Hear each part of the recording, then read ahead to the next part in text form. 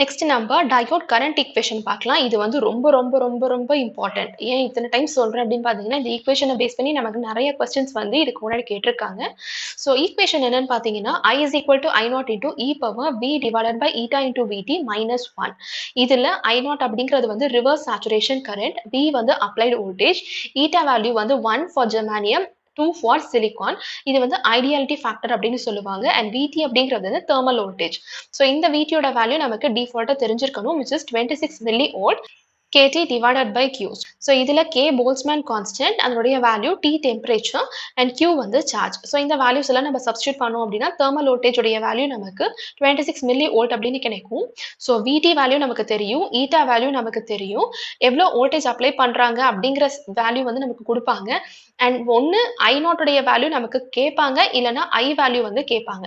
So எந்தாவது ஒன்று வந்து அன்னோனா வச்சுட்டு மீதி வேல்யூஸை பொறுத்து நமக்கு ஈக்குவேஷன்ஸ் வந்து நம்ம சால்வ் பண்ணுற மாதிரி இருக்கும். ஸோ இதுதான் இந்த டயோட் கரண்ட்டுடைய ஈக்குவேஷன். இது வந்து ரொம்ப ரொம்ப இம்பார்ட்டன்ட். நெக்ஸ்ட் அடுத்த டாபிக்கான டிரான்சிஷன் கெப்பாசிட்டன்ஸ் அண்ட் டிஃப்யூஷன் கெப்பாசிட்டன்ஸை நம்ம பார்க்கலாம். டிரான்சிஷன் கெப்பாசிட்டன்ஸ் எடுத்துக்கிட்டோம் அப்படின்னா இது வந்து நமக்கு டயோட் ரிவர்ஸ் பயாஸ்ட் பண்ணும்போதெல்லாம் நடக்கும். ஸோ ரிவர்ஸ் பயாஸ்ட் பண்ணும்போது நமக்கு விட்த் வந்து இன்க்ரீஸ் ஆகுது அப்படிங்கிறத இதுக்கு முன்னாடி வீடியோவில் நம்ம பார்த்தோம். ஸோ ஒவ்வொரு சார்ஜ் பார்ட்டிகல்ஸும் ஜங்ஷன்ஸ்ல இருந்து வெளியில, அதாவது அவையா நம்ம மூவ் ஆகும்போது, அதாவது அதுல இருந்து தள்ளி வரும்போது பார்த்தீங்க அப்படின்னா change in charge with respect to reverse voltage வந்து நமக்கு எக்ஸிஸ்ட் ஆகும். ஸோ சார்ஜ் பொறுத்து வோல்டேஜ் வந்து நமக்கு வேரி ஆகுறதுனால இது வந்து ஒரு கெப்பாசிட்டிவ் எஃபெக்டை வந்து நமக்கு கான்ஸ்டியூட் பண்ணி கொடுக்கும். ஸோ கெப்பாசிட்டிவ் ஈக்குவேஷன்ஸ் எல்லாம் பார்த்தீங்க அப்படின்னா சார்ஜ் வந்து நமக்கு வோல்டேஜை பொறுத்து தான் வேரி ஆகுற மாதிரி இருக்கும். ஸோ இந்த சேஞ்சை தான் நம்ம என்னன்னு சொல்லுவோம் அப்படின்னா டிரான்சிஷன் கெப்பாசிட்டன்ஸ், இல்லைன்னா space charge capacitance, barrier capacitance, depletion capacitance அப்படின்னு சொல்லுவோம். ஸோ இதோட ஈக்குவேஷன் என்ன அண்ட் ரிலேஷன் என்ன அப்படிங்கிறத இப்போ பார்க்கலாம். Transition capacitance CT is equal to dq divided by dv and இந்த வேல்யூ வந்து கான்ஸ்டன்ட் இல்லை, ஏன்னா இதுவே பார்த்தீங்க அப்படின்னா இது வந்து வேரியபிள் வேல்யூவாக தான் இருக்கு. ஸோ இது வந்து கான்ஸ்டன்ட் இருக்காது, ஆனால் இது வந்து it depends on the value of reverse voltage. So இதனுடைய வேல்யூவை நம்ம எப்படி ரெப்ரசென்ட் பண்ணலாம் அப்படின்னா epsilon A divided by W and epsilon அப்படிங்கிறது permittivity, W represents width of depletion region, A represents area of cross section. So மோஸ்ட்டாக பார்த்தீங்கன்னா நம்ம இந்த ஃபார்முலாவை யூஸ் பண்ணி தான் டிரான்சிஷன் கெப்பாசிட்டன்ஸ் என்ன அப்படிங்கிறத வந்து கேல்குலேட் பண்ணுவோம். தேவையான பராமீட்டர்ஸை கொடுத்துட்டு நமக்கு CT வேல்யூ என்ன அப்படிங்கிற மாதிரி கொஸ்டின்ஸ் கேட்கறதுக்கான சான்சஸ் இருக்கு. ஸோ இதில் VR வேல்யூ ரிவர்ஸ் வோல்டேஜ் நம்ம இன்க்ரீஸ் பண்ணோம் அப்படின்னா வித் ஆட்டோமேட்டிக்காக இன்க்ரீஸ் ஆகும். ஸோ இங்கே வித்து பார்த்தீங்க அப்படின்னா இந்த கெப்பாசிட்டன்ஸோட இன்வெர்ஸ்லி ப்ரொபோர்ஷனலாக இருக்கு. ஸோ ஆப்வியஸாக நமக்கு டிரான்சிஷன் கெப்பாசிட்டன்ஸ் என்ன ஆகும் அப்படின்னா டிக்ரீஸ் ஆகும். ஸோ இதுதான் இதுக்கான relationship. So CT varies with applied voltage. So இதனால என்ன பண்ணலாம் அப்படின்னா it can be used in voltage variable capacitance.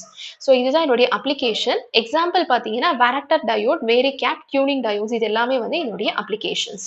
Next diffusion capacitance. So CD. So பேசிக்காக டிஃப்யூஷன் கெப்பாசிட்டன்ஸ்க்கும் டிரான்சிஷன் கெப்பாசிட்டன்ஸ்க்கும் இருக்கிற டிஃப்ரென்ஸ் என்ன அப்படின்னா டிஃப்யூஷன் கெப்பாசிட்டன்ஸ் வந்து நமக்கு ஃபார்வர்ட் பயாஸ்ட் கண்டிஷனில் எக்ஸிஸ்ட் ஆகும், ஆனால் டிரான்சிஷன் கெப்பாசிட்டன்ஸ் வந்து நமக்கு ரிவர்ஸ் பயாஸ் கண்டிஷனில் எக்ஸிஸ்ட் ஆகும். ஸோ எப்பெல்லாம் நம்ம ஃபார்வர்ட் பயாஸ் பண்ணுறோமோ அப்போ விட்த் வந்து நமக்கு டிக்ரீஸ் ஆகும். ஸோ ஹோல் வந்து N சைடுக்கு டிஃப்யூஸ் ஆகி போகும் அண்ட் எலக்ட்ரான்ஸ் வந்து டிஃப்யூஸ் ஆகி P சைடுக்கு வரத்துக்கு ட்ரை பண்ணும். ஸோ அப்ளைட் வோல்டேஜ் நம்ம இன்னும் இன்க்ரீஸ் பண்ணோம் அப்படின்னா கான்சன்ட்ரேஷன் ஆஃப் சார்ஜ் பார்ட்டிகல்ஸ் வந்து நமக்கு இன்க்ரீஸ் ஆகும்.